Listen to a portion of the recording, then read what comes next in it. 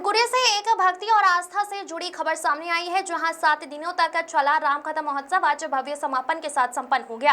संत चिन्मयानंद बापू के ओजस्वी प्रवचनों ने हजारों श्रद्धालुओं को भाव विभोर कर दिया। कुनकुरी नगर में आयोजित 7 दिवसीय भव्य रामकथा महोत्सव का समापन बेहद श्रद्धा और उल्लास के साथ हुआ। अंतिम दिवस पर संत चिन्मयानंद बापू ने रामचरित के अयोध्या कांड से लेकर उत्तरकांड तक के प्रसंगों का मार्मिक वर्णन किया।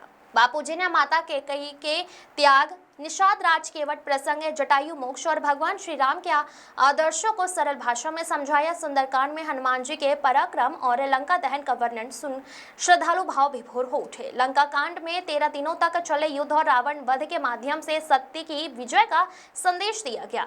वहीं उत्तरकांड में माता सीता के त्याग और लवकुश प्रसंग को भी विस्तार से बताया गया। आपको बता दें कि इस राम कथा आयोजन में मुख्यमंत्री विष्णुदेव साय भी शामिल हुए थे।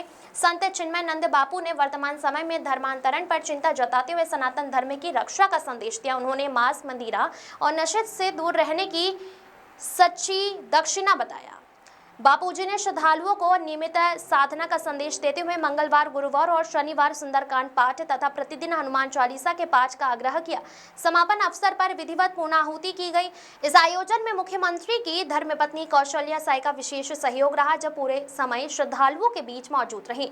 रामकथा महोत्सव के इस भव्य आयोजन ने पूरे कुनकुरी को भक्तिमय माहौल में सराबोर कर दिया और श्रद्धालुओं के मन में आस्था की नई ऊर्जा भर दी। दीपक वर्मा की रिपोर्ट।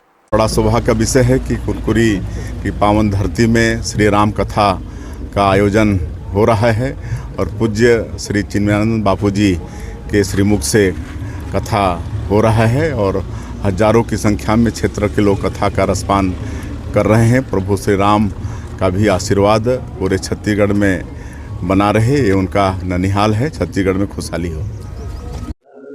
ये 2 अप्रैल से लेकर के 8 अप्रैल तक इस क्षेत्र में थोड़ा सा हिंदुत्व की भाव का जागरण, वैसे ये पूरा क्षेत्र हिंदुत्व का क्षेत्र है ही और राम के साथ जुड़ा हुआ क्षेत्र है। राम वन गमन का पथ भी है ये, तो इन सब बातों को लेकर के लोगों में एक जागृति फैले, अपने धर्म और संस्कृति को पहचाने, इस बात को ध्यान में रखकर पूज्य चिन्मय बापू जी का ये राम कथा 2 अप्रैल से 8 अप्रैल तक यहाँ